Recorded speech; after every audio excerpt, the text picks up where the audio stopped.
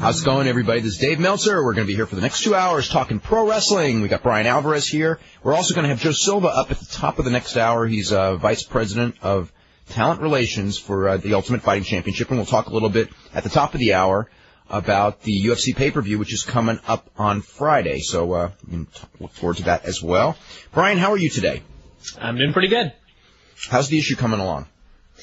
Every week I say the same thing, that it's going to be done early tonight. And every Wednesday I have to say that it didn't end up being done early, but tonight I swear it will be done early. Easy night. And then we'll put a lot of feedback up on the site. Why do you say that? You don't know what's going to happen already. Huh? I got 17 pages done right now. That's about where I'm at. Not quite 17, but yeah, my equivalent of 17. I got just about everything done, barring any news. So, by the way, did you get the ratings for last night? Because I have not got them yet. I haven't got anything yet. Okay, we'll probably get them during the show. Hopefully we'll get them any minute now, as a matter of fact. But anyway, that's that. I guess we'll start with last night's Raw. What were your thoughts of the show? I think there were a couple of things on the show that were all right. In fact, I thought the Benoit Kurt Angle thing at the beginning of the show was awesome. I thought Regal was great. But overall, as a show, I thought it was really disappointing. It was back to the deal where you got two main events on the show. It was Hunter and Test, and then Undertaker and Steve Austin. And you had a DQ finish in both of them. And I thought, if you're going to do a DQ in the main event, at the very least you can do a clean finish, or at least a finish in the semi-main event, or vice versa. But they did neither. So clearly they're setting those up. Or actually, I guess they're setting up Kane and Hunter, and then Austin and Undertaker. And I guess they wanted to tease the matches on this show and then promise them for the pay-per-view. I guess hoping that would make people want to actually see the matches. But the one thing was, I don't think Austin and Undertaker, what they showed last night, was horrible. But I remember 2 years ago when they'd done this feud, about 16 million matches, and at the end of it I just thought, I don't ever want to see this match again. And last night, 2 years later, I still didn't want to see it.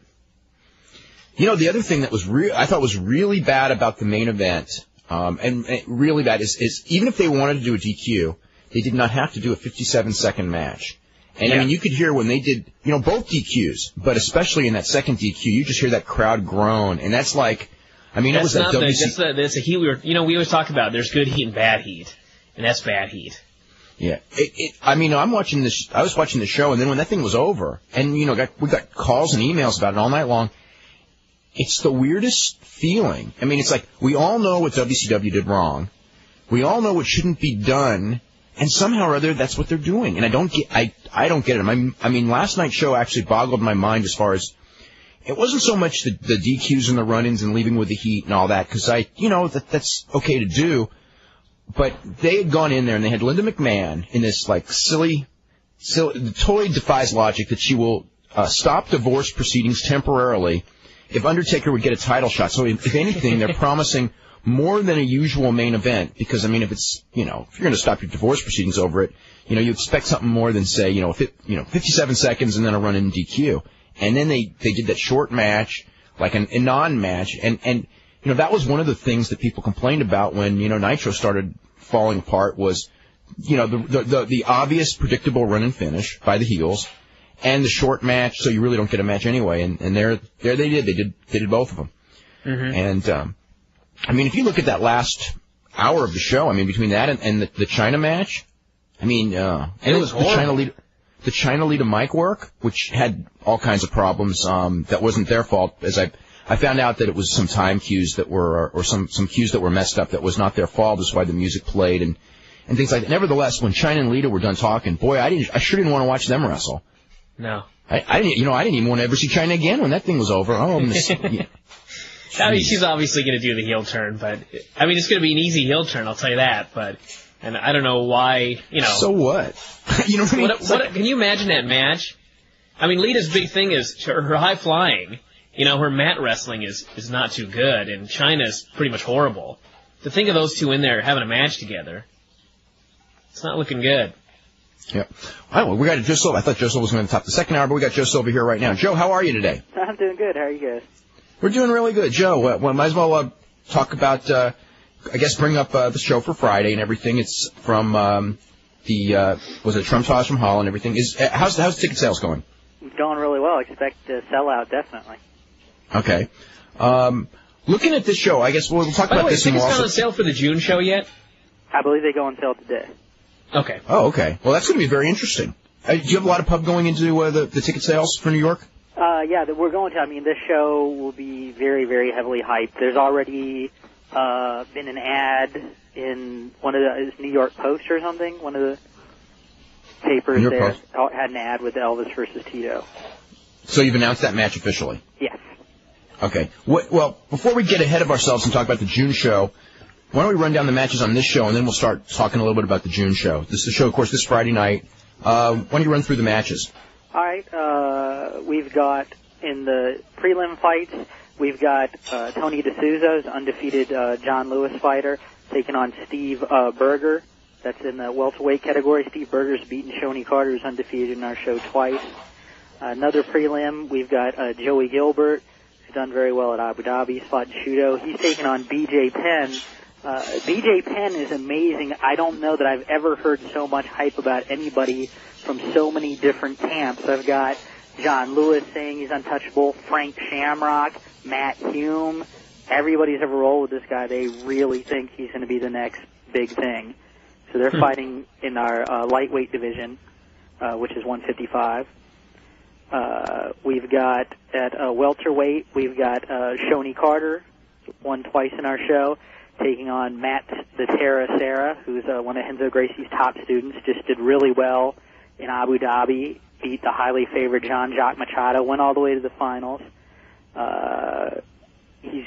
And Shoney Carter has got a whole lot of experience versus a kid who is, known as a phenomenal athlete. That's going to be really interesting. But before you get going, what did you hear about Jean-Jacques Machado? Because as far as Abu Dhabi, I mean, after losing to Matt Serra, he came back in that absolute, and I mean, he submitted some great people that were much bigger than him. Jean-Jacques Machado is a bad dude. In that sport, the sport of submission wrestling, pound for pound, there's probably nobody better overall. I mean, and that shows you how good Matt Serra was. And apparently, he had it down, and Matt showed how good he was and beat Jean-Jacques, but Jean-Jacques came back with a vengeance. Yeah. Another Renzo Gracie student we have at light heavyweights can be Ricardo Big Dog Almeida. He had just fought in Pride and won. He's taken on undefeated Olympic silver medalist Matt the Law Lindland. Now, I think that's a really... This match I'm real intrigued by because I've seen Ricardo Almeida fight, and he's a really well-rounded guy. I mean, he's the real deal. He can strike. He's in great condition and excellent grappler. Matt Lindland, Olympic silver medalist, so he's going to probably have, of course it's Greco, but he's going to probably have an advantage in the pure wrestling, and he's a real mentally tough guy. In fact, Matt Lindland just won the Nationals a couple weeks ago. I just saw him win it. It was in Vegas, and I got to see it live. And I tell you what, he went up in weight class, and he's just got away. I was with Jeff Blatnick there, and he was just saying he really likes Matt Lindland because he's such an intelligent fighter. He always finds a way to win, and he was down in that match. I pretty much thought it was over. I think there was something like 30 seconds left, like time's running out, and he body lifted the guy and got the win. So he always seems to pull out victory one way or another. So that should be a good fight.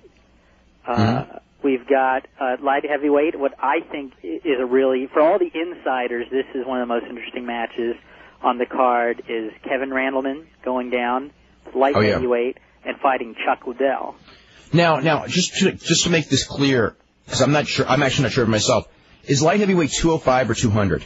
It's 205. Okay. It's 204.9. Is the max. So he's really not going down much because he was fighting at 210 anyway. Right. So, but the thing is now he'll get to fight people who are closer to his size. So that's a big advantage for Kevin. Yeah. Liddell is the kind of an opponent who could give him problems because standing up, Liddell's going to be tougher than Kevin. Kevin's the better wrestler, but if he can't take Liddell down, he could be in trouble. That's the way I read the fight. Yeah, Kevin is so explosive with his takedowns. I think early on Kevin will get them, but Chuck is very good at weathering the storm, and as the wrestler gets more tired, absorbs some leg kicks, it could get a lot more difficult later for Kevin to take him down. Chuck is very good, and he showed what he can do against a decent wrestler in Monson, but Kevin is a much higher level wrestler, so it'll be interesting to see. Chuck's got a good wrestling background himself, and that's why his takedown defense is so good. Yeah. Then we've got a heavyweight Pete Williams from Lions Den coming back to the UFC and taking on the nearly 7-foot-tall Semi Schilt, current king of Pancrase. I thought you were going to say Gan McGee, but I knew it was That's what Semi I was going to say. Brian loves that name. But Semi Schilt is actually, Semi Schilt, having seen both of them, is far better than Gan McGee. Yes. You know, and Schilt, you just got to watch those knees.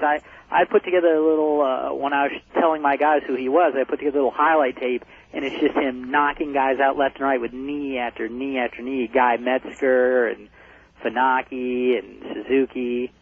It'll be interesting. Just he is the king of Pancrase, and I give Pancrase a lot of respect. But most of the people he fights there are smaller.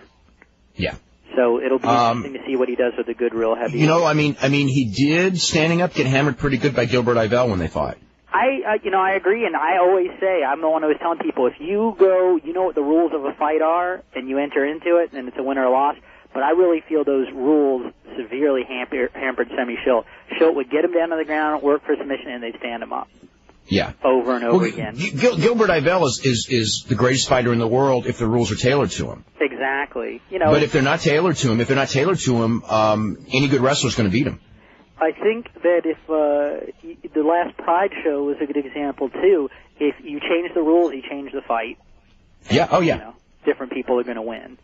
So that's what will be interesting to see. What will he do under UFC rules? He'll have 5 minutes to work, and I don't know that he wants to be on the ground with Pete. He wanted to be on the ground with Gilbert because Gilbert has no submissions. Yeah. Pete does. So I would think that he would try the knees standing up, try to use his reach, and, you know, either guy, I think they both want to start standing off, and whoever's getting the better of it, the other guy's going to then try to take it to the ground. I think Pete shouldn't want to stand with this guy. He's giving up so much reach. He is. I mean, that's the one thing when you're fighting a guy who's like 6'10", 6'11", or legit. That's a legitimate height. Gilbert Yvel gave up the reach, too. But sometimes, I mean... But Gilbert Yvel is a better stand-up fighter than Pete, I think. Pete just came off of like a 5-second knockout over Roger Neff, and he did, you know, knock out Mark Coleman. So sometimes even if you can say it's not in the fighter's best interest to strike, sometimes that's not what's in their head. Yeah, that's true. You know, sometimes they feel like, no, I'm a striker now, and, you know, you don't know what they're going to do till they get in there. He's an experienced fighter. Yeah, I think it's going to be interesting. Okay. And we've got for the UFC World Welterweight Championship, Pat, the Croatian sensation, undefeated in our show, 7-0. He's taken on Carlos Newton, dropping down to that weight division for the first time. I think it's going to be a really interesting match. Carlos Newton is almost always a very entertaining fighter. He's an excellent athlete, you know, and he's really good with submissions. He's been working on his stand-up. Pat, on the other hand, he's had some lackluster performances. He'd been hampered by injuries, but he tells me this is the healthiest he's felt in years. I was going to ask about that. Huh? Yeah, because he's been banged up a lot in the last couple of years. He really has, but he apparently went and got some good rehab, and he feels that, you know, injuries are not going to be a problem for him here, that he's 100%. I think he also sees this is his opportunity. He's gotten some flack for it. He's taken on some subpar opponents, which is not his fault. But now he's got a name opponent that people have respect for, so this is his chance to shine. And I think that he knows that. So, you know, hopefully we'll see the best Pat Miletich, you know, that he can be. You know, then for our UFC World Heavyweight Championship, we've got the champion, Randy the Natural Couture, also undefeated in UFC, taking on Pedro the Rock Hizzo, 6-1 in the UFC. And I think it's going to be a hell of a fight. I think it's going to be really tough.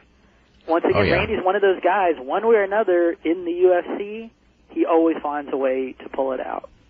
Well, I think that the variable here, I think we both know what Randy can and can't do. The variable is Pedro Hizzo, because Pedro Hizzo is either the toughest guy in the world or the most boring fighter in the world. You know what I'm saying? It just depends on if he's going to get aggressive with the guy and if his head's in it, because he's had some bad matches and he's had some spectacular performances. Pedro generally does better if you bring the fight to him. If you make him fight, you knock somebody out. Where he's been in trouble is where he's had people who've backed off of him, and then he hasn't wanted to come forward, and they just get into a staring match, which is not good. But I do know that since the Kevin Randleman fight, he was, really yelled at by his mentor, Marco Huas, who he just idolizes. And Huas, felt like that, he embarrassed himself in the group. And since then, I think Pedro has a much more, he knows he needs to be more aggressive. Also, this is his second shot at a world title, and he knows that. So I think that he's going to give it everything he's got. He knows if he loses again, he's really going to have to go through some people and all to ever earn another title shot. It's not like it could be any kind of automatic thing. So I think that's really going to push him to perform to the top that he can. So it's going to be interesting. I think that's going to be a really good match. And I think I certainly think that the winner of that would be, have to be considered, if not the number one, maybe the number two heavyweight in the world. Now, now, how readily available is the show going to be, and are there any breakthroughs as far as cable? One of the big questions we've had, it's been on the show actually the other day, regarding with WCW and ECW going out of business. There's a lot less marquee events on your pay-per-view calendar, and UFC and Pride are what I would call the obvious, answers to that, because they both run regular shows. And I don't know if the cable companies have figured that out, but somewhere 6-9 months down the road, I think that they may look at those ledgers and go, God, we're not taking in as much money on pay-per-view as our budget says we're supposed to. And then we've got these two events that are out there that can do, decent numbers, and we're not carrying them for political reasons that no longer hold water. I think you would think that makes sense. That doesn't necessarily mean that that's going to happen. Yeah, that's true. I mean, if you could just apply logic to everything, we would have been on TV a long time ago. But there are a lot of things that are going well for us, in that my take on it is that simply the cable companies do need programming, but certain programming is not worth the flack that they'll get, is being seen with wrestling now, where yes, maybe they have decent ratings, but for the negative associations that they feel out there being associated with wrestling is not worth it to them. But for our sport, being that we are now approved by the New Jersey State Athletic Commission, we're trying to get approved by Las Vegas and New York, that if we can get those things to happen, I think it takes away that stigma. They want programming, and if now they could have something to point to and go, oh, well, the sport has changed and it's safe now, and these people who it's their job to say that this is a safe sport, say that it is a safe and legitimate sport, I don't see why they would have a problem showing it then. Now, what about free TV, like weekly television, which we've talked about many times? I mean, that would certainly be the ideal situation, and down the road, if we get on pay-per-view, I would hope and think logically that would be something we'd look to do. If you can, I think that's one of the things that's really hurt boxing, is there was a time when you could see boxing on all the major networks and see fighters on the way up and get to know them and learn them, and then it was worth you paying money to see them on a pay-per-view or a live event. And, I think that's necessary, to get the sport as big as it can be, but that's still a ways down the road. Real quick, I just wanted to go through, because it's confusing. We did change our weight classes. Mm-hmm. Right now, we're currently looking, there's like a total of 9 that the New Jersey Athletic Commission set down. From the moment we have plans to use about 5 that we'll be using. In the future, you have more shows and all that, then we can bring in people of the other weight classes. But right now, starting from the smallest, we have the lightweight category, who the current champion is Jens Pulver, and that weight is 145 to 154.9. We have welterweight, and the champion is Pat Miletich. That weight is 155 to 169.9. We have middleweight, the new class, which is now currently vacant, and that weight is 170 to 184.9. We have light heavyweight, which is 185 to 204.9, and the current champion is Tito Ortiz. And our heavyweight is from 205 to 264.9, with the current champion Randy Couture. After the show, your next show is going to be at the Continental Airlines Arena on June 29th. It'll also be a pay-per-view. It'll be the biggest undertaking, as far as biggest arena that UFC has ever been held in the United States.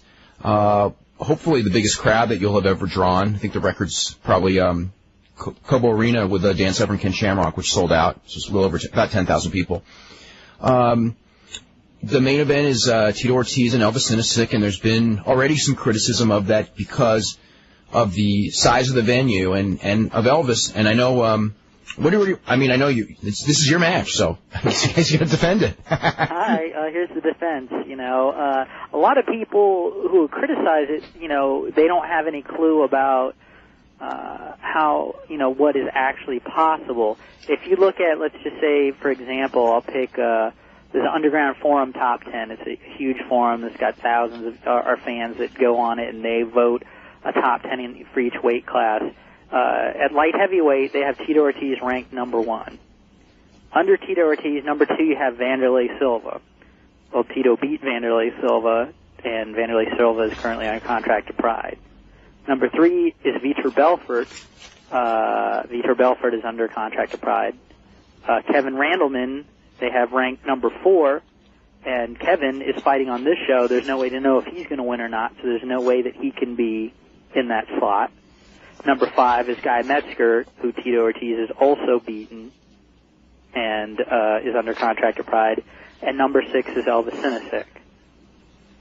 So as far as just from a straight who are the best fighters in that weight class thing, you see Elvis is actually like the highest rated contender who would be available to do it. Also, Elvis defeated Jeremy Horn, who was going to get the title shot, who was seen as a top contender, in the world, and he beat him, very convincingly. So there's a certain logic to people who saw that show and all that, know who Elvis is. He's been in the UFC. He won his fight over a top contender. So there's a logical progression to it. Obviously, to try and sell at a big place like that, you'd like to have some sort of maybe, stunt matchmaking to pull people in. But the fact of the matter is UFC has not been on cable in years, and there's nobody that you can really pull in. Some of the names that people throw around as names that are going to drive tickets, they have no clue. They have no understanding that it wouldn't drive tickets for the average people. The only people, in my opinion, who would drive tickets right now are Royce Gracie, Ken Shamrock, people like that. And that's just not going to happen. Yeah, it's just out of the price range. Is that the deal? What is the deal as far as like a potential Royce Gracie? That has nothing to do with price. I mean, obviously the price would be very high, but Royce Gracie doesn't want to fight, I think, top people. Under the rules?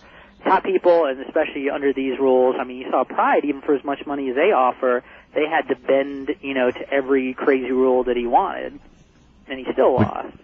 Yeah.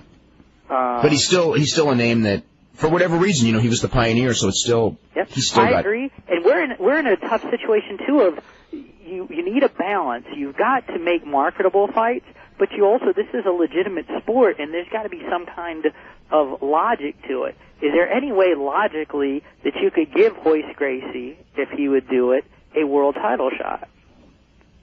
Well, I think that him fighting, it doesn't really matter if the title would be up. I'm just saying if you could, put it this way, you can't get the fight, but if you could get the fight, Royce Gracie versus Frank Shamrock at 185, that would be bigger than the title fight anyway. Oh, yes, it would, but it's an impossible fight to get. Yeah, I know. If Frank can't fight anyways till at least November. Is that how long it's going to be with the shoulder? Yes. Yeah, okay. He says he does want to come back and fight, but it won't be till November. He's rehabbing his shoulder after shoulder surgery. So, yes, that would be a big fight, but Frank is not available. Okay, and he is going to be announcing, though, right? Yes. Okay. Now, what other stuff can you talk about as far as the June 29th show? I know that the Pele Dave Monet match has been out on the internet. I don't know what other matches have been out on the internet. I know that you have certainly a tentative card booked. You're booked way ahead of time, so. Yeah, it's just a matter of contracts are all been sent out, but it's now you got to wait for them to get signed. A lot of things can happen between the sending out of a contract and them actually getting it done. Like Dave Monet and Pele, those aren't signed yet. The rumors out there on the internet, and I'd love to do that fight, but you got to get both guys signed. I know that Pele is most likely going to fight in Pride on May the 27th. Now, what matches are you hearing about Pride May 27th? Because I think the only official match is Fujita Takayama, and I just watched Takayama wrestle in 2 matches last night, and I'm very scared for his safety if it's a shoot. Yeah. Because he's not in good shape, and the only thing with him is... That match has gotten serious criticism, certainly from I know. American fans. Yeah, well, that's because American fans don't understand the box office. And Pride is Pride is still driven by, for better or for worse, it's driven a lot by those pro wrestlers. Right. As far as ticket sales. Very different. We're looking at 2 very different kinds of audiences, and that's why for the American audience, what I'm trying to do is, I don't book so much for just one huge fight. I mean, you want all the huge fights you can get, but it's such a toss of the dice, and that you could put together the best match on paper, but it's up to the fighters themselves, and that match may actually turn out to be crummy. You don't know till they fight. And sometimes a match that doesn't seem as interesting on paper can be a great fight. Like, I don't think anybody expected Pedro Hizzo and Josh Barnett to be so good. Oh, no. But they just surprise you. So what I try to do instead is just top to bottom have, a very solid card with all serious contenders, all real names, and then hope out of those that you get some really good fights. But there's no way people think that they can predict. People have tried in this sport to predict what's going to be an exciting fight, and you're wrong as many times as you're right. So to me, it's more important, let's just get the best guys in the world and put them against each other. But so I want to bring make it more legitimate in that you're not having total no-name guys who nobody's ever heard of coming in for championship matches or things like that. Now, getting back, before we get back on the Pride thing, I want to ask you about one of your favorite fighters, and a name that someone asked me about just this morning, and that is Ruben Asado and also Hayato Sakurai. Being that you've got Uno, and I know you're trying to get Uno back for a future show, as far as getting those guys in as well. It does look like, because they are both under contract, it does look like for the Meadowlands show we'll have Karu Uno versus Fabiano Iha. Okay. With Iha down 155. What about Sato or Sakurai? I'm just not interested in Ruben Asado. He's just not that exciting to me. Yeah, okay, right. Dave knows I'm a huge Ruben Asado fan. I'm certainly doing my best and trying to communicate with the Shudo organization. I know that Sakurai has done magazine articles where he said it's very important for him to fight in the UFC, so it's something we'd like to do, but there are certain difficulties in it, and I understand them, that if a show came to us right now and went, hey, you know what, we'd like to use Tito Ortiz, and be like, yeah, I'm sure you would, but it's not going to happen. Those are 2 of Shudo's biggest stars. And do they, want them to go fight somewhere else? I don't know. Now, what are you hearing as far as the Pride show coming up on the 27th? Just all kinds of rumors. Nothing confirmed. Originally, one of the rumors that was strong was Vitor Belfort versus Guy Metzger. Now I'm hearing that will not happen. Mm-hmm. People, apparently Guy Metzger has said on the internet or whatever that he considers him and Vitor friends and he'd rather fight somebody else. So I don't know what's going to happen with that. That's an interesting statement, isn't it? Yeah. What do you think that sounds like? It makes things very difficult. There's some controversy because I have this unwritten rule, but I'm trying to stick with it in the show of not putting multiple fighters in the same weight class from the same camp. Right, the Matt Hughes rule. Well, that's how I keep Matt Hughes out. Anyways, Matt Hughes lost twice in a row. I think he's a talented fighter. But right now, here's the mathematical thing that people don't understand about this show. Let's say that, right now we do about 6 shows a year. And I have 6 TV matches a show. That's 36 fights for an entire year. Now I have 5 weight classes to divide those between. So that's like, 7 matches? Yeah. 7 roughly. Matches in a weight class for a year. Now, people are winning, people are your champions, you guarantee them 3 fights. So just mathematically, how many people can I have in a division? You know, that's the toughest thing. There's a lot of good people I like to bring in the show, and there's just not really much space. You can't sign up everybody because you would not be able to get them all the fights that they require. So what I'm trying to do now is only really bring in the very, very top people, top prospects, champions of other organizations, top-rated guys of other organizations, people who have beaten names, you know, to get in the show. You will not see a situation where here's a guy and he's never done anything and it's his first fight and he's in the UFC. I want to take you, what are your thoughts, and I don't think this match will ever happen, although it was front page news today in Japan, about Rickson Gracie and Riki Choshu.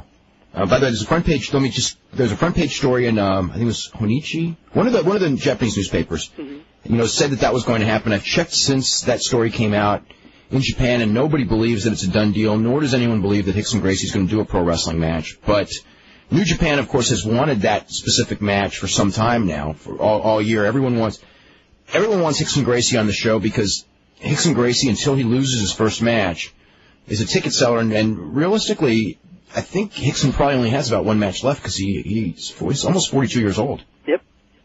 And we've never seen what he can really do against, you know, a top-level opponent.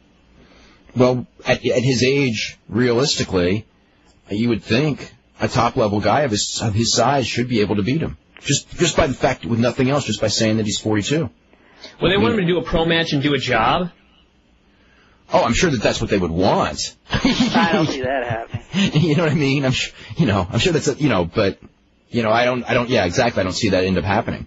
All I would say is that Rickson Gracie has a black belt in business. You know, and I don't hold it against the guy. I don't either.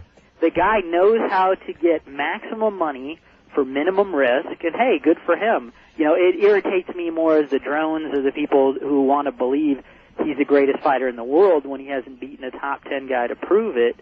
But for him, you know, hey, that's smart. No, and you know, he books himself against big-name pro wrestlers, makes huge paydays, draws huge crowds, you know, and what can you say? That's business. Yeah, I mean, if Mike Tyson can make more money than he can in boxing, fighting safe pro wrestlers, don't you think he would do it? Or Foreman or any of them. Yeah, I think anybody would. You know, fighting is a very tough sport, and if there's a way to maximize your money and minimize your risk, I think most people would do it. So that's what he's good at. I remember when Lennox Lewis won the title, which is kind of a funny story too. But when Lennox Lewis won the title, they were talking about, you know, the big money fight with Tyson, and then people were going, but what about like David Tua or some other names that were considered more legitimate contenders, but no marquee value? And George Foreman goes, hey, wait a minute. You know, you go, if there's a lot more money in Tyson, you know, you don't fight David Tua, although he ended up fighting David Tua anyway. But I mean, you know, that was the basic thing, is like, if there's a big money fight, even if you know and all the insiders know that maybe the guy is not the toughest guy, but there's more money in it, I mean, that's the better fight to take, because, you know, fighting is not, you know what I mean? I mean, that macho thing will only get you so far. If you always want to fight the top guy every single fight, you're not going to be unbeaten. You know what is? There's a little thing, though, that kind of counteracts that in a way. The people, it's even more in our sport than boxing, but a fight that just happened really proves it. People take these safe fights. And then they don't train hard. Safe. Yeah, well, that's because they relax. So Frank Shamrock, Jeremy Horn, same thing. Well, the thing is, you just had Lennox Lewis lose, you know, taking a safe fight, you know, building up for a Mike Tyson fight. And that happened to him before. Both Riddick Bowe and Lennox Lewis, who had fought in the Olympics, were kept apart from each other because, like, we're going to build it. We'll fight some safer guys, and we'll build it up, and it'll be a big money fight. And they both lost before they ever got there. And that's what I have to stress to people in this sport. It's better. People are like, how are you getting people to fight such tough fights in the UFC? Because there's no tomato can fights in the UFC anymore. And it's because, well, it's been proven. If you go out there and you fight another guy who's considered to be a top guy, a really tough guy, somebody that people have respect for, if you lose, it doesn't hurt you that bad. A great example of that is Tito Ortiz and Frank Shamrock. Tito Ortiz's stock went up after that fight, not down. Yeah. Or Josh Barnett and Pedro Hizzo. Exactly. Josh won on the show before, and nobody wanted to see him back. Josh lost on his next showing of the show, and everybody wants to see him back. Before we go, because this is actually the first show that you guys have put together. Like, I mean, the last show you had like 3 weeks' notice. The thing changed. The ownership changed hands, and you had 3 weeks to put together a show. As far as the pyro and all that type of stuff, what's your thoughts on that? Where does that stand as far as the overall show? What are we going to see on this show that we haven't seen before in UFC as far as not the fights? I think that people were impressed with the last one and what we did on short notice. I expect this to be a lot better. I expect to see, better graphics, to see better fighter pieces, better fighter entrances. Also, we should have, for the 2 prelims, which are really good matches, I expect to see at least highlights and recaps of the prelims. Okay. And anything else you learned from watching WrestleMania? Don't trust Stone Cold, I guess. That's a hell of a show, though, wasn't it? That was an excellent show. Very good. Yeah, and you're lucky that's the one you saw, not the one Sunday. Cool. You guys take care. Okay, thanks a bunch, Joe. We'll be talking to you later in the week. Okay, and of course the UFC is taking place Friday night from Atlantic City at the Trump Taj Mahal with Randy Couture and Pedro Hizzo in the main event. And then there'll be a follow-up pay-per-view on June 29th from the Meadowlands. I want to mention 2 things real quick. Sources at TNN pretty much confirmed that June 16th is going to be the start-up date for the TV show, for the WCW show. It's not finalized, but that is the date that everyone is targeting right now, so it's the most likely date. And also, for those of you in Canada, starting Thursday, SmackDown is going to air an hour earlier on the Score. It's going to air at 7 p.m. Eastern Time, so those of you who live in the U.S. border, if you can get Score, and I don't know if you can actually do that. I guess if you had a dish, you probably could. You could actually get SmackDown an hour earlier. The reason they did it was because a lot of the cities on the border, the feeling from the Score, which is partially owned by WWF, is that they were losing some viewership to the UPN stations in border cities. So they're actually going to get it first by an hour. They also have a replay. An hour early? Yeah, SmackDown will air from 7 to 9 Eastern Time in Canada. And, does that mean they'll have to bleep ass in both hours? Theoretically, I guess it would mean that. Oh, that stuff is so... Isn't it like the stupidest thing in the world? The first hour. Yeah. But the whole time thing. I mean, if there was a demographic difference in the audience in various hours, that's a hell of an argument for, like, different standards. But when the audience is exactly the same... that's one of those arguments that ignorant people make that don't know what they're talking about, and that the Vince just makes it because he knows that nobody's going to look at it. Right, exactly. Vince knows Bob Costas doesn't know, how many kids are watching during each hour. Yeah. So he says it. Yeah, and it sounds good. It sounds good from the outside, Anyway, here's our poll on Backlash. This is a scary poll, by the way. Thumbs up 16%, thumbs down 12, in the middle 25. So it's basically a thumbs in the middle show, which has kind of been the consensus. Didn't see the show 47, which is about where WCW was, about halfway down the swirl. So that was pretty scary there. By the way, I don't think there's going to be any ratings today. I think that we'll have them for the show tomorrow. Let me go through a couple of emails here, and then we will start with phone calls. Any other news to talk about, Brian, before we get to emails? I don't think so. Okay. It's from Tom Green, not the Tom Green, Vince Russo's favorite actor. In your opinion, what was the best war games of all time? There were so many awesome ones. I mean, I saw some house show war games, in the 80s. How about the one where Warrior appeared in smoke? How about the one with Harlem Heat when they first came in? With the Shockmaster, remember that one? Oh, my God. No, I think the first one, maybe, and the Phoenix one are the ones that stand out in my mind, but they did 4-star matches and 4.5-star matches in war games at house shows. I mean, I remember seeing one in L.A. and one in Oakland, and I think it was Oakland or San Francisco, whichever city it was. That was just incredible, like 25 minutes of great excitement. And that damn JJ, we got to get JJ on and get the technique of always picking that coin toss. Let's see. This is, do you think Paul Heyman's influence on WWF has contributed to the recent questionable booking issues? It seems that ever since he arrived, fans and insiders have been concerned with the direction of the WWF. Is it just timing or is there correlation?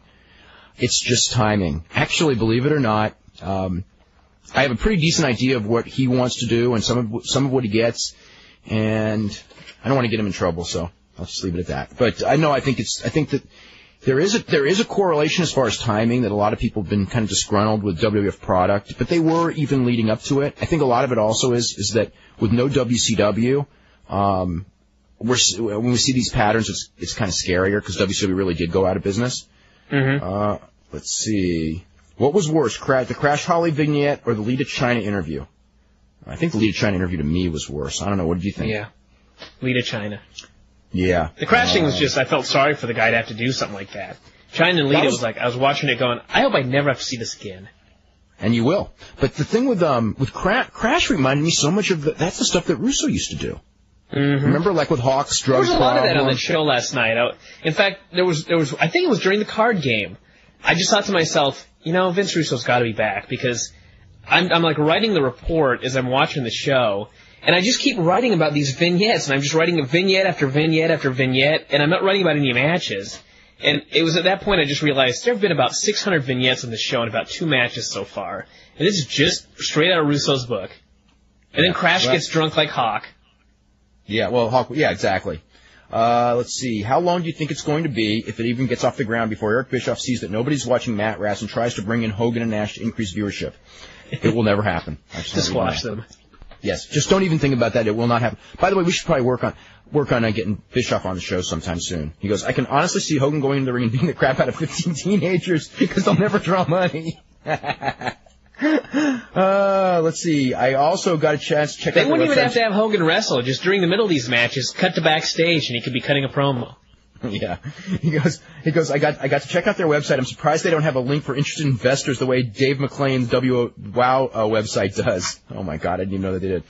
Let's see, this someone who goes, I've noticed that China has lost a lot of muscle. Must be trying to get a softer, girly look, but now she's suddenly squashing everyone. It seems backwards to me. Is this how the WWF I remembered her book when she said she would never lose her muscle mass no matter what. No matter what anybody told her to do, she would never lose her muscle. That's what made her China, she said. And now she's lost her muscle. Let's see. I read on the Observer site. When you really think about it, though, what does she have left now? I was just thinking about this last night. She doesn't have the monster body. She doesn't have the face. What has she got left? Well, the face is more attractive than the original face. It is? Yes, I will say that. It is, yes. I didn't think either were attractive. We can do a poll. No, well, I just watched Beyond the Mat about a week ago and saw the original face. Oh, my God. And, when you see Beyond the Mat, we talked about this before. When you see Beyond the Mat, and then, you think about the China that you're watching every week, it's like 2 different people. I mean, this is when she was all muscled up and the different face and whatever. Quiet. Everyone liked her. Remember that? Remember China's the nicest person? God. Oh, well. I just read on the Observer site that Kevin Nash wants to team with Scott Hall on the Pillman show. Do you think they'll let Scott Hall attend after he stiffed Melanie Pillman on the donation he promised her?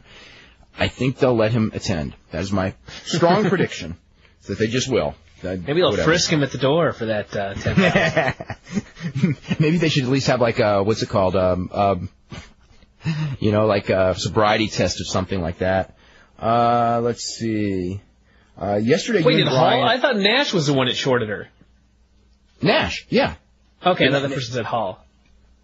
No. Nash is the one who had drank way too much and said that he was going to, write a check for $20,000, and then he never did. When he drank so much, and it was just like, he was getting in the spirit of giving. It was like it wasn't Christmas, but and then all of a sudden he woke up from that. That would have been almost a whole week's pay for Nash. I know it more than a week. Come on now. Well, actually, what am I saying? It's not a week's pay, Brian.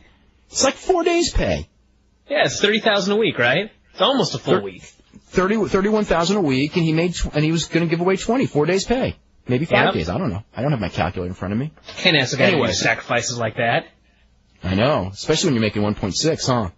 Yeah. So anyway, he woke up and goes, "What did I do?" And then he just kind of that was it.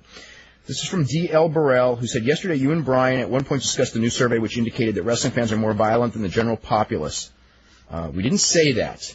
But the survey didn't say that at all. The survey said that among teenagers, especially teenage women, the teenage girls that watch wrestling are more violent across the board than the general public, yes. But it's just high school students. It would be very significant to know if those numbers for the United States would be significantly different from a similar study of Japan if one has ever been done. What I could tell you is, I can't tell you for sure. I don't know one hasn't been done, but I would seriously doubt that correlation would hold true for Japan, although I don't know. Clearly, Japan is the home of such small-scale violent idiocies as Big Japan and FMW, but the predominant promotions have always been All Japan and New Japan. New Japan and All Japan clearly have kept athleticism as the focus of the wrestling. The biggest stars of the decade worked matches that never insulted your suspension of disbelief, whether it was Hashimoto's kicks, Tenryu's chops, Liger's Shota, that's the palm deal, or Muto's moonsault. The moves evoked athleticism and dramatic competition. No one ran around shaking the ropes and beating their chests unless you were in a comedy match. Seldom do you see someone swinging a chair, breaking a table, or pile-driving a woman. I don't remember anyone pile-driving a woman in All Japan or New Japan, that's for sure.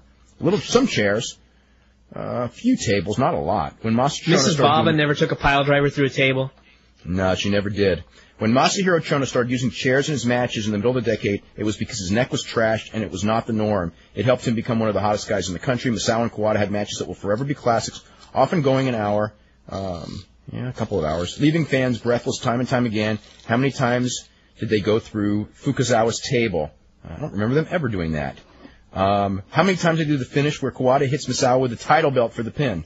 I don't remember that one either. They didn't need to. The focus on their athletic abilities as athletes and the craftsmanship they used to make the incredibly dramatic roller coaster ride of their matches. How about Kawada coming through the mat? I don't remember that one either. In the U.S., WCW and WF emphasized a product heavily on entertainment as opposed to sport. As the decade progressed, the ECW influence fomented a trend toward more violence and spectacular stunts. Mick Foley, the Hardys, even Public Enemy made violence in wrestling not only standard but passé. We got not only hardcore title matches, but commentators laughing their way through them. Yeah, that was Tony Schiavone. While wrestlers were giving each other concussions, all for that coveted mid-card status. Mick Foley took a bump off the top of a cell and became a legend. A few years later, Chris Kanyon took an even crazier bump. Not only does no one remember it, but he's not even employed anymore. Yeah, but he will be in a week. Elegance and craftsmanship have little place in American wrestling. Even Steve Regal, perhaps the most elegant wrestler out there. I don't know about the word elegant. Elegant? Anyway. Yeah. Elegant's not really a good word. I don't know if Steve Regal would even like being called elegant. Spends his time getting pummeled with trash cans and playing a comedy player instead of working a flawless 10 to 15-minute match. Triple H is undisputedly one of the best the U.S. has to offer. Does he know 20 moves? I bet he does. Even in his matches, he's guilty as anyone of the frame, grab you by the head, and lead you over here for our next series of punch-kick, table-breaking spots maneuvers. I'm so convinced this survey doesn't reflect the effect of wrestling so much as the ascendancy of sports entertainment. I have no idea if All Japan of the early or mid-'90s could draw in the United States. I think in the early or mid-'90s, that style would have worked in the United States, but the countries have gone in separate directions, and I think now it wouldn't. But again, it would require education, and if you had really super charismatic guys and a promotion that was logically built with guys like that, that were, that you could get over, it might. Today, like if you started it tomorrow and you just had guys that nobody knew doing it, of course it wouldn't work. Anyway, so that's much for that. Let's see. It's from Chris, who goes, how bad was the China Lita interview? First of all, I don't know if the laughing was intentional, but it seemed like they both didn't take it seriously. Yeah, I know. China spanking any other female is a thought that doesn't strike me as appealing. Third, Lita, and I don't like the girl despite her not being, I like the girl despite her not being the best of workers, but she needs a whole lot of work on her promo. She sounded like Ahmed Johnson. I also fear with Lita being as over as she is, China versus Lita may turn into a Jeff Hardy versus Triple H situation. It will not. She does not have that pull. It will not. So anyway, that's the deal. Let's see. That's more about China. A lot of China stuff. Let's see. Last night was so strange. You think in the end it'll end up with Stephanie and Test finally getting married? No. You don't think so? No, I do not. Sometimes in the back of my mind I think that. I don't think it at all. It's like a storyline they've been dragging on forever. I just think that they have no idea what to do with Test, so they keep bringing up the one thing everyone remembers, is he got jilted at the altar. And killed by Hunter. Again. And he got killed again last night in 57 seconds, or whatever it was. Could you explain? It's another China one. God, lots of China ones. Could you explain to me one thing? China totally destroyed Trish, Molly, Holly, and Ivory, but Lita, on a Lita had well-contested, evenly matched matches with Molly and Trish, and even lost to Ivory. Now we're supposed to believe it's going to be an even match, because it will. Actually, China will probably squash for the whole match, and Lita will sneak over, is what I'm guessing. The only good China thing in will that kill her segment, afterwards. Yeah. The only good thing in that segment, maybe in the entire last hour, was Trish's facial expression of pure disgust during China's lame spanking speech. I think Trish was acting. Anyway, let's go to Todd. Todd, what's happening? I'm doing great. How are you doing, Dave? Doing really good. How you doing, Brian? Hey. Hey, I got my first issue of Figure 4 today, so I wanted to praise you. I was enjoying it very immensely. Oh, cool. Although, unfortunately, it isn't as fun to read in class because I can't keep from bursting out in laughter. Oh, no, you can't read Figure 4 in class. Yeah, I've observed it for years. It's black and white, and, it just blends in with your paper. It's not that funny. Yeah. Anyway, wanted to discuss two things. First of all, the booking of last night's show, which I thought was absolutely atrocious. Did you? So did I. Yeah, the thing was, it went to the point where it just made me angry, because in the past weeks it seems like they didn't have any ideas, and this week it just seemed like they didn't care.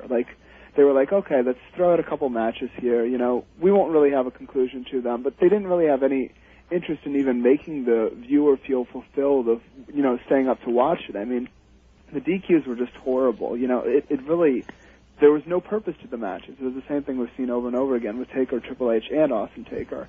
And what's worse is the Angle Benoit feud, which I think goes across well. It's sort of becoming like those WCW feuds in '97, where there are these two guys, and they have great matches, and it's a pretty good storyline. But the crowd doesn't care because they know that when the storyline ends, they're just going to go on to two other random guys, and no one's going to get elevated from it. It's just a mid-card feud, and that stigma is going to make it really difficult to get over feuds if they don't sort of diversify the card pretty quickly.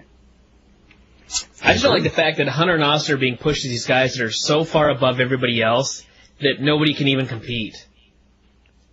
So how can you take anybody seriously? It's just like with the Test thing. They could have done that Hunter Test match with the same end result, you know what I mean? But given Test 5 minutes of offense, and then at the end Hunter leaves him laying and gets DQ'd, and that would be fine.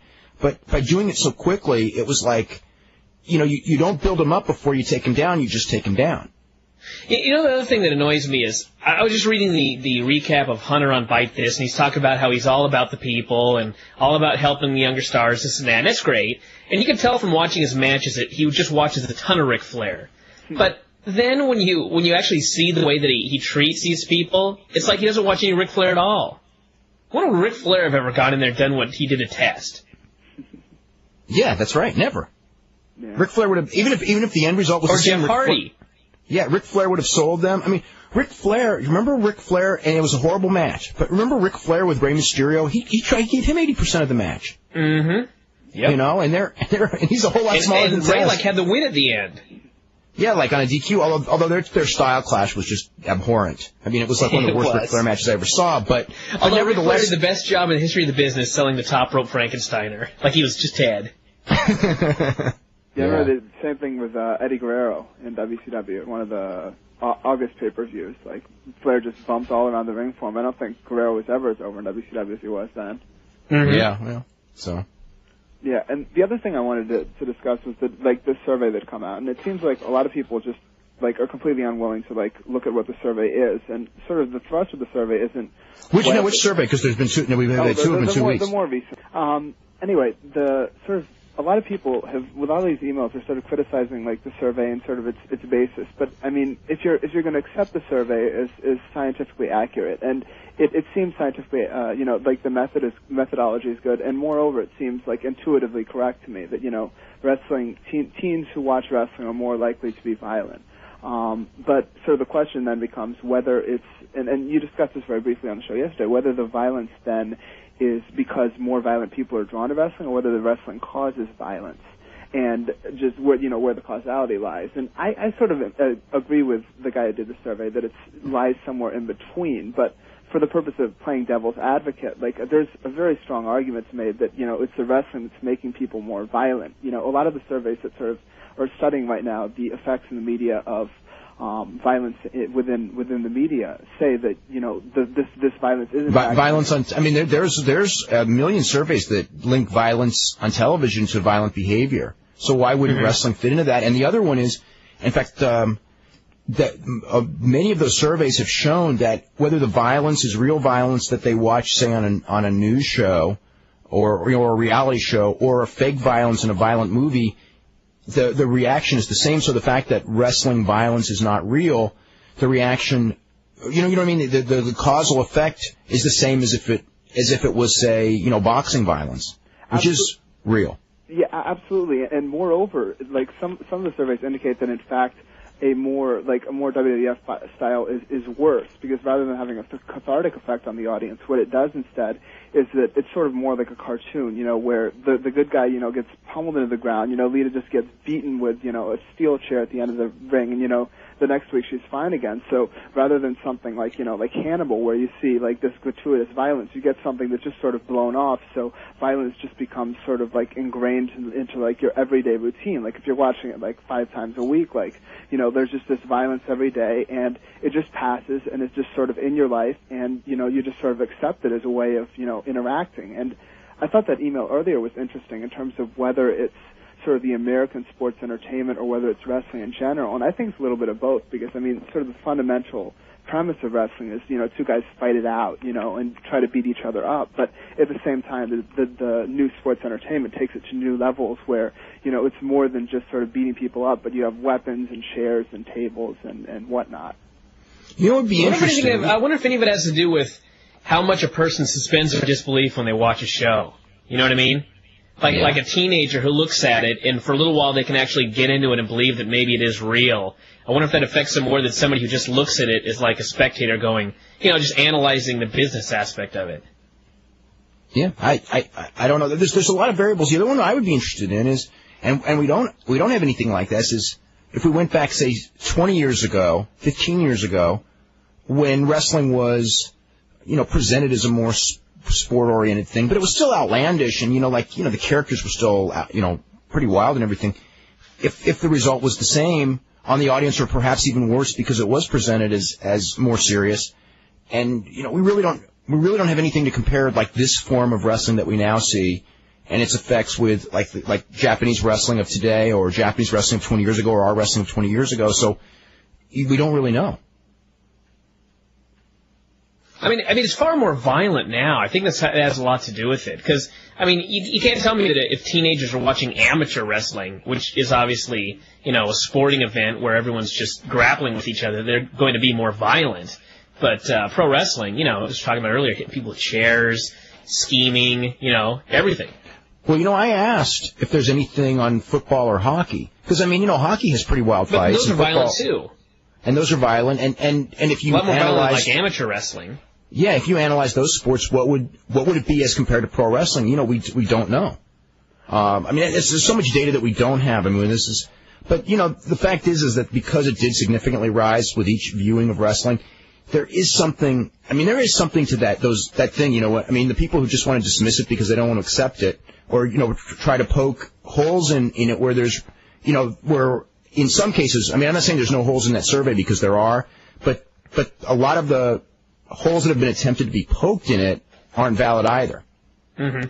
Yeah, the thing on football and hockey I think is interesting too, and I'm not one way decided one way or another in terms of violence. I'm a fan of both those as well, but I think there's sort of a different stigma about when you go about first becoming a fan of pro wrestling in terms of why you're a fan of pro wrestling as opposed to another pro sport, where I don't think the initial interest in terms of football or hockey is going to become because of the violence, but because of the sports of it. And like Brian was saying, when it's more sports entertainment based, where the idea is you're watching this big soap opera with people beating each other up, like I think a lot of the appeal of it naturally, the first thing you go to would be the fact that people are beating each other up, and that would sort of draw in a different sort of viewer than someone who would accept the violence as something that's just a part of a show in another sport. I don't know. It's all we don't know. Yeah. Yeah. Anything else, John? I'm trying to think of some other comparisons between now and then. 30 or 40 years ago it was like you'd set up a match as, I want to wrestle this guy, I want to beat this guy. And now the big thing in wrestling is I want to hurt this guy. This guy made me mad, I want to hurt him. It's not so much about winning and losing as much as it's about hurting people now. Brian, when I was a kid, I think they talked about hurting more than they do now. Really?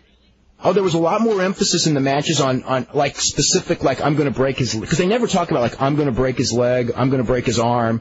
It's like you want to beat him up and pummel him. But I remember, Ray Stevens and Pat Patterson, their big thing was that they were going to break the guy's leg at the Cow Palace. Yeah. You know, because I mean, it was specific, real bad injuries they used to talk about. I mean, they never talked about breaking a guy's neck or killing them outright dead, but it was breaking. You know, we're going to break his leg. Absolutely, that was like the big thing. I'm going to break his leg and put him out of wrestling for 9 months. Although, you know, I mean, that was like, you know, so I mean, to me, it had more. It had, in a sense, more brutal overtones then than now. But that does go back to sort of the original, like what I was bringing up earlier, which is whether like that violence actually encourages violence more or not. Like if you have this person, you know, going out there saying, you know, I'm going to, you know, gouge out your eyes and break your leg and, you know, break you in two, like the audience reaction is sort of this, you know, wow, you know, this is really intense. This is, you know, real violence. Whereas here, you know, and now they're doing even more violent things, but they don't make it seem as big of a deal, so the violence is more accepted as just something natural and part of, you know, everyday society. I think that yeah, like an injury angle back then would have been an injury angle that would actually put somebody out. Yeah. Now you can get dropped from a car and you're back in a week. Yeah, well, I mean, the one thing about this as compared to before is the repercussions of the violence then were more realistic in that if somebody like had a figure four leg lock on for a long period of time, I mean, the guy would show up, you know, like at the next week, and he'd be limping and his leg would be taped up, so you would get the idea that, you know, these men feel pain. Whereas now, you know, like you said, you know, that you come back and you know, like, you know, you come back from some death-defying thing and you have a scratch, you know, 1 week and the next week you don't even have to scratch, and so it's more, you know, there's no repercussions of the violence, so maybe, so it's in that sense, it's far less realistic. Absolutely. Well, that's all I had. So you guys have okay, cool. All right, let me get through a couple of these and we'll get to some more. This is from Jason who goes, I just watched the DirecTV AWA Wrestling Best of the 70s. You know what's funny is was it DirecTV? Last night I was watching DirecTV during wrestling, and they were having a promo for all the different pay-per-views that you get on DirecTV, and of course a lot of WWF clips of Kurt Angle and Triple H, Austin, and all that, and you know, some concert stuff, obviously boxing, and then they had this Superstar Billy Graham interview from looked like 75, you know, because those AWA pay-per-views are being put in a lot of the old, you know, WCW and ECW slots. But anyway, best of the 70s. I never saw Andre the Giant's prime. My question is, did Andre really reach the height and weight of 7'4" and 725 pounds? No, not even close. And then he shrunk at the end of his career. Andre was about 6'10". Did I ever? He grew through the years, hit the peak, and then began getting smaller. Yeah. Did I ever tell you the story about Andre the Giant when he died in my letter to Sports Illustrated? It's kind of like the Newsweek letter the other day. I think you did. Okay, well then I won't waste time. When they talked about, well, you might as well tell the story again. Okay. It's the same story as yesterday on the Andy Kaufman thing. But Andre the Giant died, and I had written a couple of articles. I had written one article for Sports Illustrated, and they had called me on a lot of articles, you know, regarding pro wrestling. So anyway, Andre the Giant died in '93. And they did a little thing in the scoreboard and mentioned, you know, he was 7'4", 7'5", or whatever they said. And I just wrote him a quick note, and I just said, you know, nice little thing you did on Andre, but just in the what's the word I'm looking for? In the interest of fairness, in the interest of accuracy, you know, he really was 6'9" or 6'10". He wasn't really 7'4". You know, because your sports, you know, if it was like, you know, Pro Wrestling Illustrated or something, I would have cared less. Or the Inquirer. Or the Inquirer, or even a local newspaper. Sports Illustrated, which to me was like, you know, when I read something in Sports Illustrated, I want to believe that it's real, right? Mm-hmm. So I just said, you know, it's just, you know, it's not a big deal, but I just said, like, you know, look, he was really 6'9" or 6'10". And they wrote me back, unlike Newsweek, which didn't write me back. But anyway, they wrote me back and they go, we're sure you're right, you're the expert type of a thing. But since everybody else, when he died, said he was 7'4", we don't feel the need to make a correction. And I was just like, well, so much for you. See, there's the whole thing. Once the story gets out, everyone uses another story for confirmation, and you're screwed. Yeah, and it doesn't matter if it's real or not.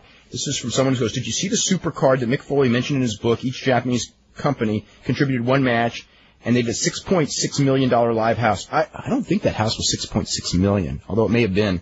I was at that show, by the way. If so, can you comment on this? 6.6 million yen. 6.6 million yen is only like $66,000. So it's a lot more than that.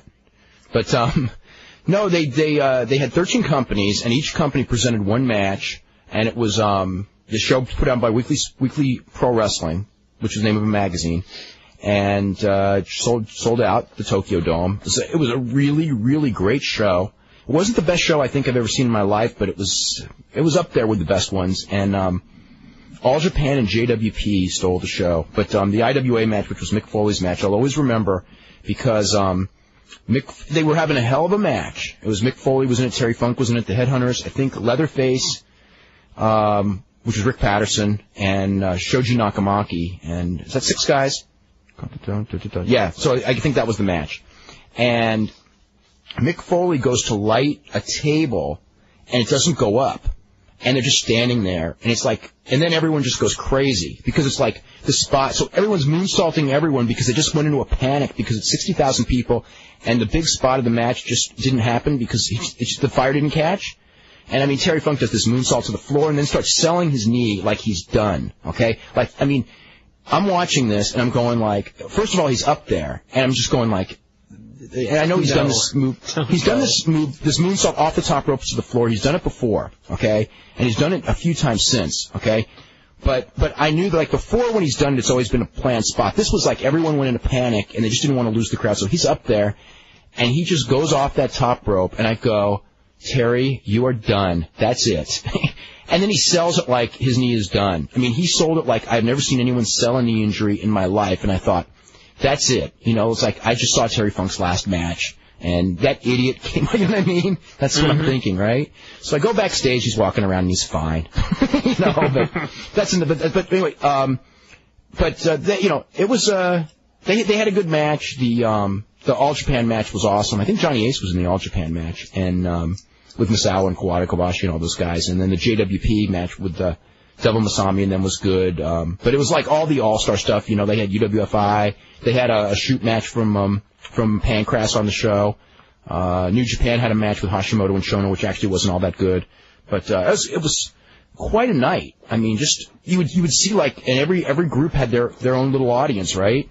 But All Japan clearly had so much more of an audience in that building than anyone else. I mean, when that Misawa and Stan Hansen, their reactions blew everybody else away. Let's go, speaking of that, actually, we will go to Phil, since Phil's going to undoubtedly talk to us about Japan anyway. And Phil, I got your listing of the top 500, and I'm just glancing at it, and anyway, go ahead. Cool. We can talk a little about that. You forgot the best match on that show, which was Ryama Go against the Space Jews. Oh, God, that match was horrible. It was so out of place. It was like this independent guard. Space Jews, Ryama Go. What's horrible? You know what's funny? You know, Ryama Go actually got phenomenal crowd reaction because it was kind of like this comedy thing, and he was over at that moment. Never had, you know, just for that, he had that brief window where he was a cult figure, but, oh God, it wasn't that horrible, but the crowd reaction, people were just go, you know, the whole night. So it was pretty funny. I mean, he's still milking that. He's still wrestling, Ryama Go. You'll still I saw him wrestle, you know, I don't know, a match from about 6 months ago. He's still as great as he was, too. Yeah. So it was just reminding me, I had the world's weirdest 6-man tag, team ever was on that, it was like the Portland show where, Art Barr had Tanya Harding in his corner. Do you know what I'm talking about? Yeah, it was in Vancouver, Washington, I think. Right, and they had the 6-man tag of Colonel De Beers, Psychosis, and Ryama Go. That is the weirdest. Who they against? So it's Billy Jack Haynes, Rey Mysterio Jr., and, God, who's the third guy? I don't know, but those two alone is weird enough for me. Yeah, they had, like, the third guy was, he was some, like, big, tall, blonde-haired stiff who I think was a Portland worker from that area. Brian, do you know any big, tall, blonde-haired stiffs? Big, tall, blonde-haired stiff. No. It's not Brian Adams. Trouble. But I mean, just the 6-man tag of Colonel De Beers, Ryama Go, and Psychosis had to be the weirdest thing in the history of professional wrestling. What else was I going to say? A couple. So you got the 500. What did you think? I'm just glancing at it right now. I disagree with so many of them, it isn't even funny. All right, bring it on, baby. We had 125 Santos posts on our board about it. Santos way too high. Hashimoto's way too high. Really? After that 0-1 match? The entire selection committee, I guess, after that 0-1 match was just like Hashimoto up. Yeah, Atsuka is way too high, although on the last 0-1 match, I thought that was quite a compelling match where he let Sugiura split his head open like that. I can't see Mike Modest ahead of Kurt Angle. Sorry. Or Daniels ahead of Kurt Angle either. Let me see. Sano's way too high. Wasn't Angle like 19? I just glanced at it today. I don't have it in front of me. 22. Angle's 22. 22, wow. Yeah, Sano 25 is too high. Taue 27 is too high. Yeah, everybody's got a problem with Taue. I mean, we have him in the top 10 up until like this last one. I do. Vader's too high, and I like Vader, but he's just too heavy now. Let me see. Taka Michinoku hasn't done anything. I mean, I know he's great, but he just hasn't done anything lately. We had some good matches. Did you see any of his stuff in Japan? He went over there and wrestled some Michinoku Pro shows that were really good. It's hard when you do a list like this. I try to do things like... come on, 145, come on. I mean, he's really great. I mean, it's like... the last 2 months of Hunter Hearst Helmsley matches, and I've actually got a ability to see pay-per-views now with I'll leave it at that. But we talked about that yesterday. Last 2 months, the Hardy match was just so terrible, and both those matches on pay-per-views I thought were bad. I mean, he's a limited guy. He's in there when he's in there with somebody who's really good. But I mean, he had chances to have good matches with like lesser opponents in the last 2 months, and he's been really bad. I don't know. I think he's more complete than a lot of these guys. That are, I don't know. Well, it's interesting. We had a big debate between. Have you seen much Ray Gonzalez in Puerto Rico? I have not seen Ray Gonzalez in years, so I can't even comment on him. Well, I mean, I saw him when he was first breaking in, but I know he's like a super heel, everyone tells me, but I haven't seen him. I guess the big debate was between who was better between those two, and like Ray Gonzalez was having these great matches with like guys like Carly Colon, who are just terrible wrestlers, and doing so many things. Like they're both kind of Ric Flairish in the sense of. I probably need to get some tapes of both Puerto Rican groups actually, because I haven't seen them in a while. Because that was the big argument with Helmsley right below Gonzalez. Was that I don't know? It's just we had him higher, and then just like the last 2 months were just so bad. He hasn't had a good match in 2 months since that Steve Austin match. He hasn't had a good match. I think Marufuji's too low. He's awesome. Where is he? Where do we have 97. I mean, he's better than almost everyone on this list. You really think Marufuji's that good, huh? He's awesome. I've watched a lot of Marufuji last. I don't know. He's just he is. He seemed to. I mean, I thought he was really carried by Hoshikawa in the 0-1 match. Yeah, but then on the last one with Takaiwa, I thought he carried Takaiwa, and Takaiwa's a good wrestler. Yeah. Okay. Well, that should be arriving to me in a couple of days. So. Okay. Thought it was interesting. We had a lot of heat over putting the Hardys this high. That was one we got a lot of debate over. Hey, where's Nova? Nova is not on the list. Oh my God. Top 500. No, you know what? I saw him last Wednesday. He's top 500 easy. Really? He's not bad. Because I saw him in that good. match. The last thing I saw was that UPW match where he was his debut. You got tens. Come on, now you got Tenzan below Robert Thompson and Vinny Massaro, who I know both of those guys, and they are. I mean, and Robert Thompson's a friend of mine. They are not in. Tenzan is like totally in a different league from those two guys. Check out number 500, Dave. Who's number 500? Ric Flair? Rob Van Dam. Okay, that's not fair either. I'm looking at 499. Oh wait, this 499 is Shane McMahon. He's probably better than that too. Although I mean he's a part-time guy though. So yeah, well I saw that the Rob Van Dam thing that put him that low. We've always hated him, but was that match he had against Chris Daniels at UPW show? That was such a dog crap match was it really? I never saw the match. Worst Chris Daniels I've ever seen. It was Rob Van Dam with his spot, wander around the ring, point to himself. Like for 3 minutes, hit another spot, point to himself some more. Hey, is Frank Parker that good? Because I've only seen him doing TV jobs. Yeah. Oh yeah, he's really like. I just don't know. Really old school. He wrestles like like a Mid-South guy from 1977 or something like that. I mean, really like a solid old school kind of wrestler. Death and Destruction. Him and Roger Anderson are like a great, old school heel tag team. Like really good. You got Rey Mysterio Jr. at 155 below Robert Thompson and Boyce LeGrand and these. I don't know. Rey Mysterio, the 2001 with no knees, Rey Mysterio Jr. is better than those guys. Much better. Much better. Look at those matches that he had when WCW was going out of business every week on TV. Look at the last pay-per-view match. The last pay-per-view match he had was his best match in a long time.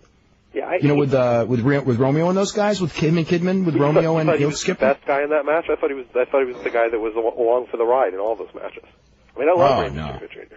No, he knows how to work. I mean, that's the thing. He knows how to work at a top level. I mean, his knees are shot and everything. He can't do all the spectacular. He's not spectacular anymore, but God, as a babyface, he's awesome. I mean, just the way he does, sells and makes comebacks and everything, he's like really good. These other guys, I mean, Vinny Massaro is just a guy who does moves out of a video game who, I mean, I guess I shouldn't hold the physique against him, but, I mean, he's not a great worker. I mean, he's a good independent worker on an independent show, but if you put him on, like a major TV, there's no way. Not yet. Not yet anyway. The break of this is it is for like the period is like the last 6 months and it's a current right now sort of thing. That's why a lot of the guys who are WCW guys aren't on the list. I just wanted to clear that up. I disagree with you about Vinny Massaro. I think he's a really good carrier of green. The really good Vinny Massaro matches I've seen have been against very, very green APW like high flyers. And guys like what's his name? The guy with the bad Miyaki. What? Miyaki, yeah, Miyaki France? He had a good match against Miyaki France. He had those guys, like that level.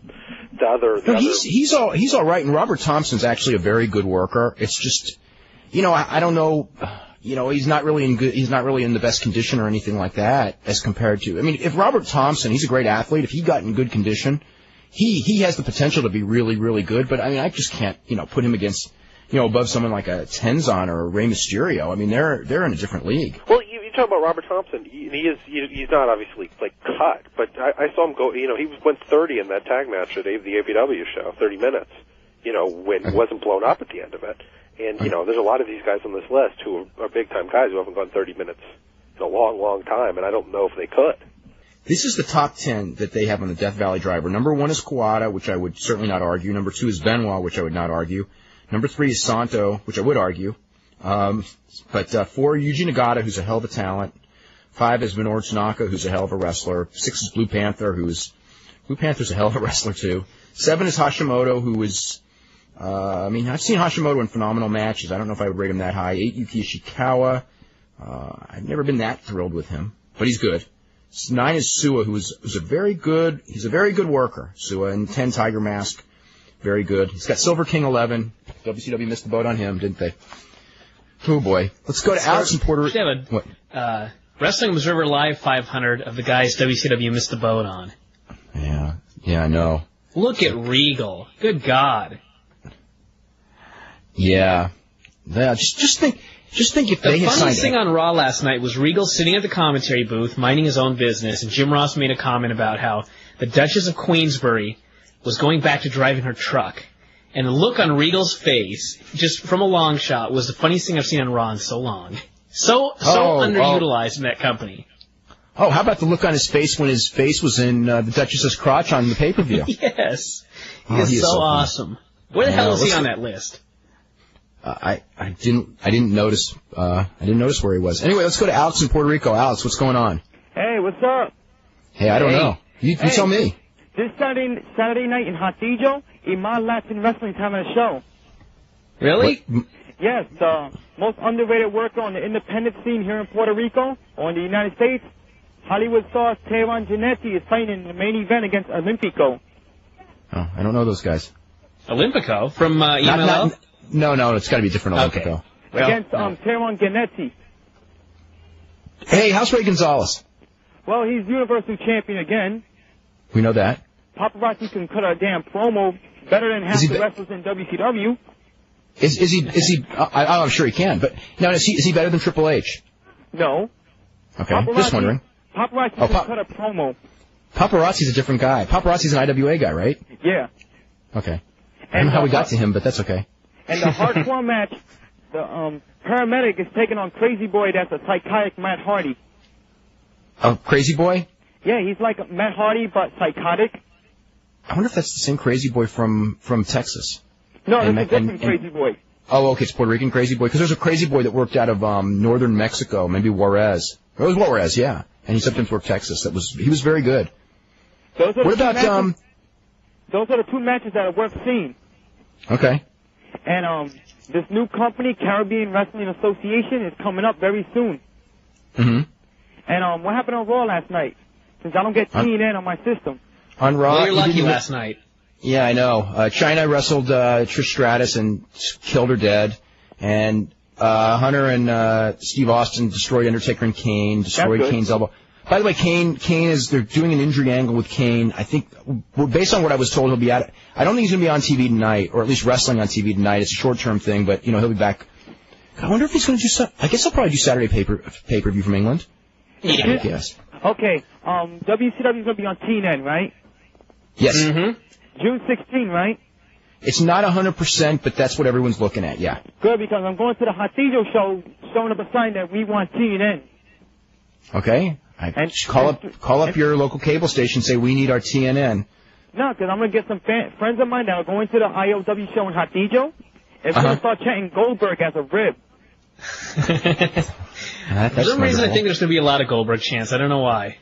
Well, we're going to find out soon enough. Ricky Banderas is the new IWA champion for the second time. Yeah, heard he won it back. He's going to Japan this week. Is he going to the new WCW? Ricky Banderas, not that I'm aware of. Miguel Perez? No, not that I'm aware of. How about I would think when it comes to those guys, I would probably know. How about Carly Colon? Oh boy. Oh no. Carly Colon's going to be a Puerto Rico guy. I mean, forever. He's like, those guys. Yeah, he sucks as a babyface. Does he? I hear Eddie Colon's very good though. Yeah, he's very good. Don't get me wrong. He could fight the cruiserweights in WCW and have a good match. Yeah. But with Carly Colon, they should turn him heel. Mm-hmm. Or Stacey Colon, turn her heel and join Ray Gonzalez. Stacey Colon. And then the Colones could all feud with each other. Oh, yeah, like the McMahons. Yeah. But like I was saying, they haven't... Can Carlos Colon's wife cut a promo? Carlos Colon's wife, can she cut a promo? I don't know. I never seen... Maybe she's ugly as hell and Carlos Colon is It's got nothing to do with looks. We're just wondering if she can cut a better promo than Linda. No, I never seen her on TV. She can't? Uh-oh. Well, that's bad That's why she's not on TV. There's your answer. They turned Super Gladiator babyface after his match with Black Boy. His name is Ricky Fontaine. Yeah, I heard that. They cut a promo. I don't know why I know this stuff, because I shouldn't. But anyway. They cut a promo with this Kevin Nash wannabe with Ivana in a hotel room. Is that Russ McCullough? Yeah, wannabe Kevin Nash. I just saw Russ McCullough on OVW before he got the haircut. And I don't think that facially he looks like Kevin Nash, but it's just like he looks like a skinny Big Show wearing Kevin Nash's wrestling attire. He probably went to Kevin Nash's garage sale. He may have. Yeah. Okay. I don't think Kevin Nash is doing any garage sales. Okay, Alex, we gotta get running now. Okay, Alex. One more thing. Okay, make it quick. Can I get a copy of a sample issue of Wrestling Observer? Yes, you can. Okay, Brian has my home address. I'll give it to Dave. I'll provide him with the information. Okay. Brian emails. We email each other all the time, so it's no problem. Okay. You hear? Yes. I'm going to see if the results are sent to you next week. Okay. Good enough. All right, let's go to Sean in PA. Sean, what's going on? Oh, my God. What's up with these callers? Alex, dude, you keep asking for, like, free shit all the time. Just go jump off a bridge and do the world a favor. I hate to tell you this, but Alex is not listening because he was calling from a payphone. Oh, he could not hear your rant. Hey, like, do they have bridges in Puerto Rico? Yes, they do. Puerto Rico. Nobody's... Hey, no racist stuff. Let's go. No, but it's like, hey, for supposedly being smart fans, a lot of the internet people are morons, Like, that list for WCW people was the 23 to 24 guys that's been out there for at least a week. You think they would have read it by now. Yeah. But anyway, with Raw last night, what's up with Triple H's murdering Test? I mean... What's different from that from every other Raw? No, but it's like, hey, that guy's never going to get over. And Triple H probably puts himself over in, like playing cards, or, he wouldn't even do a job like in a swimming pool or something. He cheats. Cheats at cards. That'd be a good gimmick if you could play cards with the Acolytes and cheat. Yeah. No, and in China, man, she, like, I have never seen an uglier woman in my life than... I have. Well... I have. God, I've seen many. No, and like her Playboy thing's done, and nobody, she doesn't have anything to fall back on, really. So just keep her off TV and just be done with it. Oh, I hope that she's off TV. She just got. I mean, when I saw that thing, she's got nothing to offer. I mean, I know WWF thinks that they can turn her heel and do a big feud with Lita. That people are really going to be into it, but I'm not excited about it myself. Yeah, I know. That interview really set it up, boy. Yeah, definitely. Hey, watching Raw last night, man, it almost felt like I was watching 1997 again with the same matches, same guys on top. I could have thrown a tape in and, it would have been the same show. And, WWF needs to get their act together because they've got a great product, don't get me wrong, but, I mean, it's the same guys on top. It's just like what happened with WCW, and, it's just like, it's almost like they don't even care. Because the summer programs are just going to be the same guys. They care. It's just that Vince McMahon has the mentality, and whether it's his own opinion or reinforced, whatever. I mean, he's his own guy. I mean, ultimately, he makes the final decision. He sees, Steve Austin, Triple H, and The Rock, and Undertaker, and Kane as like top guys, and he doesn't mentally see the other guys as top guys, unfortunately for them. And the problem is they've mixed and matched these guys so much. It's like the All Japan syndrome, where what, those other guys aren't as good of workers, but goddamn, how many times can you watch Sal and Kobashi? What other guys are you talking about? Benoit? Angle? No, I'm talking about from the All Japan standpoint, why they wouldn't elevate somebody else. No. Benoit and Angle are better workers than the guys they have on top. But, they're 5'10" guys, 5'9" guys, and Vince is a 6'2" guy, and it's that thing we talk about in every single show. Yeah, well, that's about it, guys. I'll let you guys get some more calls. Thanks. Let me go through a couple of emails, and we'll finish up with some phone calls as well. Rumor verification. Is it true that Crash Holly got plastered? WF New York legit and embarrassed the company, causing Crash to get de-pushed last year. Yes, that's true. He has had some alcohol problems. Yes, which is why they did that angle last night. There was a reality to it. It was their, kind of inside joke, kind of like the Hawk thing, kind of like the Scott Hall thing, yes. The China... So they could have Jim Ross remind fans to drink in moderation. That was whatever. And then Paul Heyman said, "You're one to talk." There was some interesting interplay, by the way, on that show. Actually, there is almost every week. Yeah, the China Lita spanking challenge was insane. Not the kind of good insane either. China threatens to spank Lita on live TV, and Lita giggles because we all know she really wants it. I'm being sarcastic. Great angle to air after the Gallup poll comes out. I know Vince is saying China is going to get hers at the end. Actually, that's what I'm afraid of. China getting spanked at the end? Yeah, I guess. That's appalling. Did Ric Flair ever refuse to do a job? Yes, many times. Many times. Let's see. Luger comes to mind. Who else? Just the Luger one's the real famous one. Let's see. Actually, many times with Luger. Which is probably why Luger was... When Nash and Luger had their little clique, and Ric Flair was kind of teetering on the edge, and they were making him look like a fool every week, Luger was the one back there going like, I'm going to get back at him because 10 years ago he wouldn't do a job for me. That's true. That's totally true. Let's see. What wrestlers has Steve Austin refused to work a program with? The only one I know of is Jarrett. Anyone else? What about Billy Gunn? That was he refused to work a match with Billy Gunn because he was sore from a match the night before at a pay-per-view. And they were going to do a TV match. Billy might drop him on his head like he did to Benoit. Yeah, I guess he wouldn't do a TV match with Billy Gunn, but he had no problem. He never turned down a program with Billy Gunn, which thank God they never suggested. But Russo did try to put the program with Jarrett and Austin, and he just said no way. This is from Jesse, who goes, in response to the previous email about violence in America and Japan. I lived in Japan for 2 years.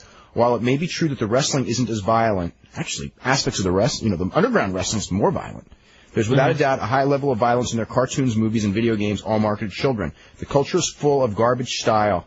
Yes, they aren't nearly as violent, not even comparable. That's the people themselves. What should tell us is that it's not the more violent product that leads to violence, but rather a more violent culture leads to violence. Let's see. WF.com is reporting that Mark Henry will be working a dark match tonight. Looks like he could be close to returning, depending on... How about tolerance? Yeah, he's worked dark matches before, though. How about tolerance as far as it being acceptable to be violent society? I mean, if you ever look at, they do it in movies all the time, and I'm sure a lot of parents are like this as well. Your kid gets in a fight, dad asks, did you win? That's the first question, as opposed to, you should not be getting in fights, young man. You know what I mean? I don't think in Japan it's acceptable to go around beating the hell out of people. No, they're getting more Americanized, but it's really, I mean, as far as like a place to go, it's so safe. I mean, that's the thing that I always remember when I would go there. It's like, you could walk around at 3 a.m. in Tokyo, and, you don't worry about, like, getting mugged or anything. I suppose it exists, but, no one seems scared. No one's scared in the culture. Okay, now we're going to go to Randy. Randy, what's up? Hey, Dave and Brian, how's it going? Hey. It's going really good. Good. Guys, I just wanted to say, as far as Raw last night, my thoughts on Raw, the low point obviously was the whole China Lita promo, and that was absolutely terrible. Nothing can compare to that. I used to cringe when Benoit would take the microphone. Now, these guys make Benoit's promos look pretty good. But, I also wanted to say, a lot of people, and I know where you guys, I follow your website, and I think you guys are really good, even though I don't agree with you a lot. You know, I respect you guys. You guys are extremely knowledgeable. Okay. If you agree less than half the time, yeah, you're in trouble. If you agree more than 90% of the time, you're also in trouble. If you're in between those two numbers, you're in pretty good shape. I must be in pretty good shape then, guys. Okay. I just want to say, I understand where you two guys are coming from on the Triple H thing and all that. I understand that. Some of these, reading your backlash follow-ups on your internet site yesterday, I doubt very many people, I don't know, I just don't think they get it as far as it comes to Triple H. And call me crazy, but I kind of like this, you know, this storyline right now where you've got Austin and Triple H having all the titles. Number one, it's never been done before, so it is fresh. Number two, I think people ought to realize it's only going to be temporary that they have all three major titles. I don't think that anyone's concerned with the belts. It's not the belts. It's the lack of letting anyone else up to their level. Yeah. Belts don't mean, you know, I don't think anyone, it's not even winning and losing. Hunter beating Jeff Hardy on that TV match meant nothing. Whether, as far as it's how he did it, and that's where people see through it. They're not stupid. Yeah. You know, that's where his heat comes from. He's not coming from, you know, like who's booked to win a match. I mean, yeah, he has influence on that, and you know, he got the pin on that pay-per-view. That's no big deal. Yeah. But it's that they're not letting new guys in that top mix, and that's why they're going stale on top. Sure. Well, I'm going to say, as far as Jeff Hardy, and it was good to see Jeff Hardy at least get that win over Triple H. I don't know if Jeff Hardy would be the guy that would be ready to be elevated big time. He's probably not, but once he got there, why cut him off right away until you find out if he can hang? When Hunter first got the title, okay, if he was treated like Kurt Angle for 4 months and then moved to the mid card, and you know what I mean? I mean, he would end up being a mid card guy if he was booked like that. Yeah, when Hunter first won that belt, you know, I don't think anybody thought he was ready. Sure. Yeah, you've got to give a chance to grow into it with Jeff Hardy. He probably wasn't Jeff Hardy ready. may not have been ready for the main events or everything, but I'm sure he was ready for a run with the Intercontinental title if they wanted to do something with it.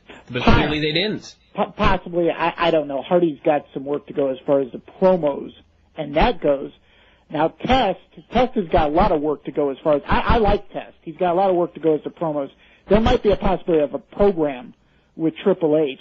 I don't think last night was the right time to say Triple H to appear weak to Test. I'm sure Test, I don't really know where they're going. It's not a pure week. You're missing the whole point. Yeah. If they had done exactly what they did last night at the end, with Hunter destroying the guy with the chair, but they had done a 6-minute match with Test getting 4 minutes of really good offense, some near falls and things like that, Hunter would still have killed him at the end, but Test would have gained something. In this way, Test just looked like, you know, just some, you know, lamb being led to slaughter, just a piece of meat. So what, you know, it's like, you know, when Brian pointed out, what would Ric Flair have done in that situation if the end result is, Rick, you've got to go over this guy and you've got to beat the hell out of him because you're in the main event on the next pay-per-view and he's not. It's like Rick would have sold his ass off, but at the end, Rick would look strong. This guy didn't give him that sell the ass off stuff before going right at the end. I mean, the end was the beginning. There's only 57 seconds. Well, two things. I'll be brief here real quick. Just want to say, as far as that goes, if they do have a follow-up to that where Test comes in and gets the last laugh on Triple H, that would be quickly forgotten.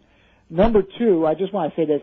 I don't want to sound not like if they followed up on it. It could be a career maker for him. Sure. Triple H.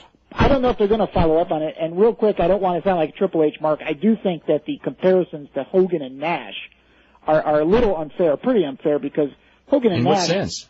Yeah, Hogan and Nash. I mean, you're going to say work rate. Of course, work rate, but nobody compares Triple H as a worker to Nash and Hogan. That's not what anyone means. Sure, as far as political maneuvering, I think it's very fair. Well, here's a good point, guys.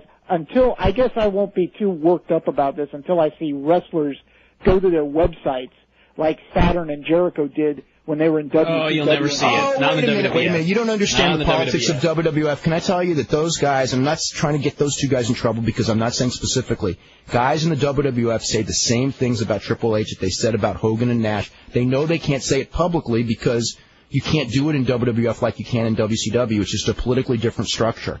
You can't in WCW, we had, we did that show from Nassau, and there was like Kidman coming on the show in the arena.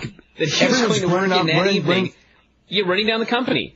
And you will never, ever see anyone in the WWF doing that. Shawn Michaels made a couple comments about Steve Austin on that Bite This, and he was off TV for a year. Yeah. That's right. You're not, it's just a different thing. That's right. Just look at, Michaels made some comments about Austin, and they wouldn't even let him near the company for a long time. Yeah. So you can't do, if Perry Saturn were to go on his website and go, you know what, this is what Triple H has done to this company. If he were to do that, Perry Saturn would be out of a job. And he knows it, so no one's going to do that. If you're going to so you can't say that. Yeah. One thing is, if you're going to get your character questioned and your status as a team player questioned, who better to do it than Shawn Michaels? That really adds credibility, doesn't it? No, I'm just kidding. So, thanks a lot, guys.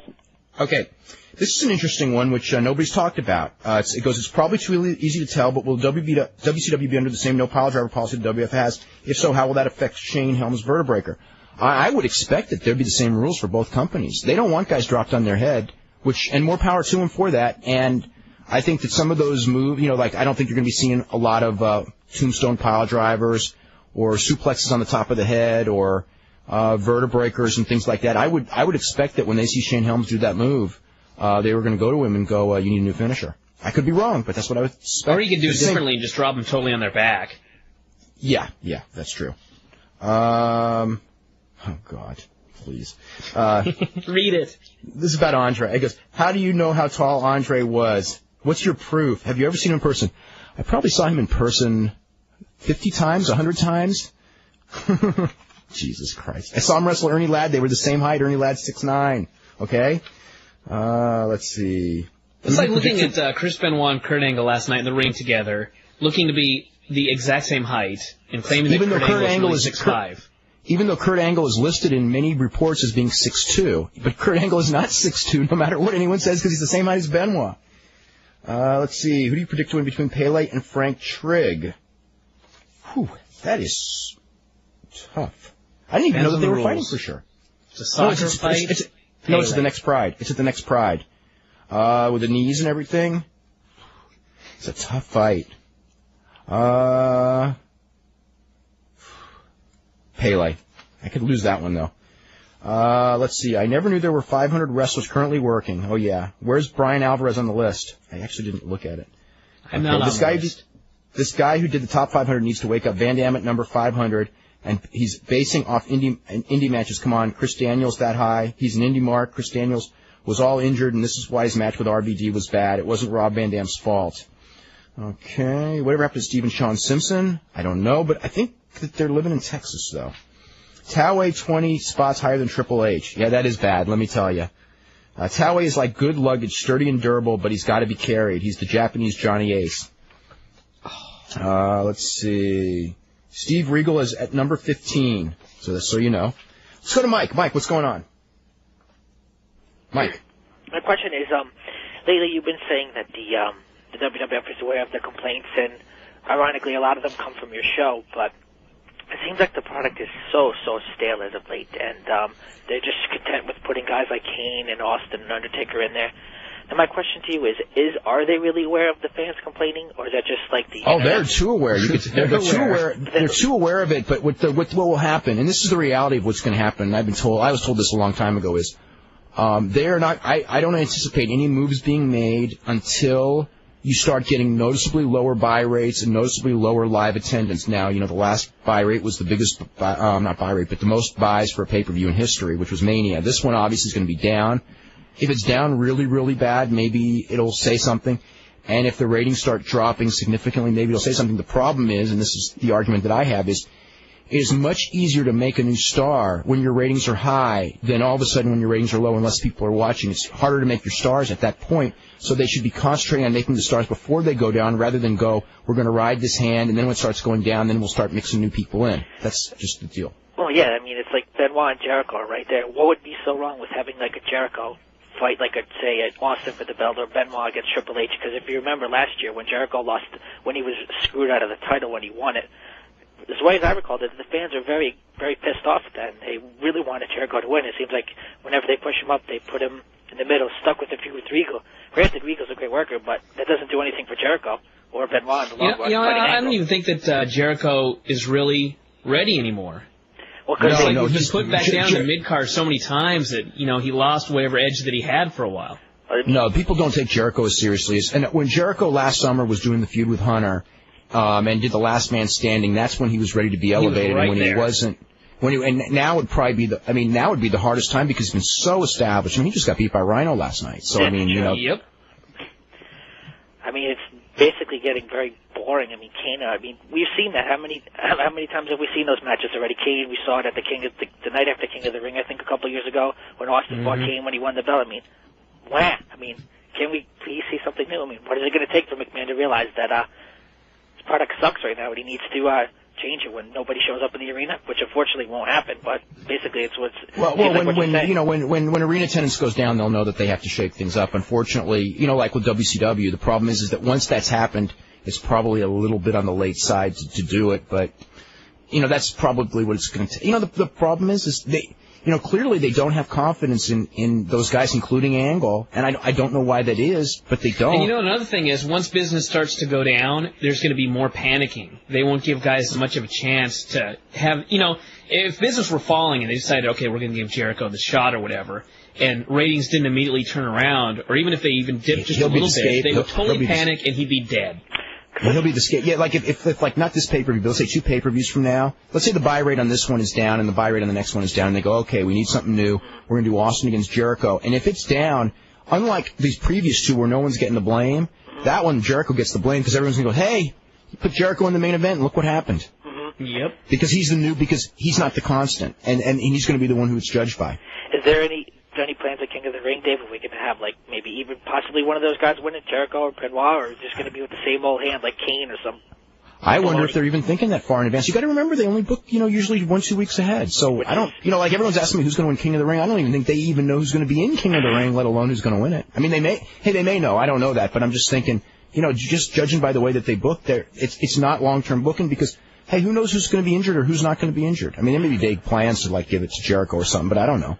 So maybe what do we got to say? We got to go and cap Triple H's leg or something to get him out so we can push somebody else up there. I mean, basically that's what it is. I mean, he runs the freaking show. It's like he doesn't run the show. He doesn't run the show, but he has a lot of influence, and he protects his spot like Austin does and like Undertaker does. They all protect their spot. I mean, that's just the reality of not having guaranteed contracts. Your income depends on it. There's only so many 7-figure spots on the card, and if you got one, you sure as hell don't want to lose it. That one thing, Dave. Wouldn't you say that if by putting these fresh guys in there, more money comes into the company if the buy rates are higher, correct? So if these guys are so smart, why wouldn't they want to elevate the younger guys this way? They don't. Because they're losing their spot at the top where they're making all this money. They're not looking at it in the same way. They would be putting someone else in their spot, and someone else would be taking the cash they should be getting for headlining a pay-per-view. Well, if they're headlining with somebody, don't they split the cash, or is it goes based on who's going to win and lose? I mean, how do they? It doesn't. It's not based on who's going to win or lose. It depends on your spot on the card. And even if business were to go up, the difference between what a mid-card guy makes and the top 3 or 4 guys makes is millions of dollars. It's like, I'm guessing that a Benoit is probably making between $600 and maybe $800, and those other guys that we're talking about are probably making $2 million plus. And then the top guys, could be making more than that. So it's like it's tons of money difference. So do those guys want to move? If it's like, let's just say like one of those guys moves down to an $800,000 spot and they're making $2 million, it's like you want to protect that spot. It's just in your financial best interest. Well, I think that they should do something. I mean, as far as like restructuring of the contracts, or put some incentives in there for at least main eventing a pay-per-view, because again, Vince is going to just kill himself basically. I think that they're very confident in the way their contracts work. They're not in any mood to change them. And if I was them, because I think the contracts work very well for Vince. If I was Vince, I wouldn't change it unless I was forced, and no one's going to force you because it's not going to. These guys aren't going to ever organize. So I mean, for Vince, it works. So basically, we're going to see the same old thing for the next few months until he decides, well, it's not working, then we got to go with the new. Because ultimately, either Triple H or Austin are going to turn, beat the hell out of each other. Then, if not, The Rock is going to come and ultimately get the revenge on them. So, I mean, we could see it a mile away. I mean, it's like... Yeah. We've got to get running, okay? We're actually late on our time, okay? Okay. Just want to thank everyone for joining in. Tomorrow, we're going to have Jim the Anvil Neidhart, and we'll see everyone tomorrow at 5.